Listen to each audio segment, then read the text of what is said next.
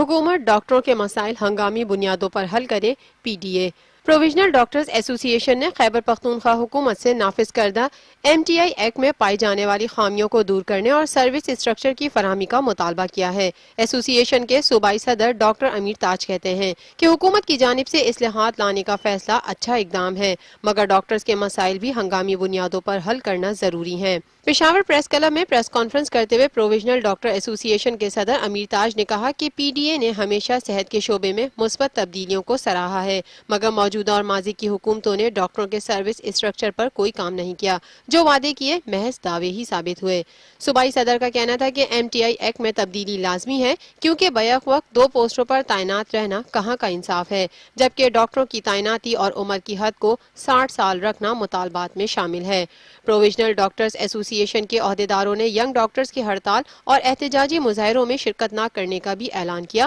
اور کہا کہ اگر ینگ ڈاکٹرز تالہ بندی کرتے ہیں تو کریں، وہ اپنی ڈیوٹیاں سر انجام دیں گے۔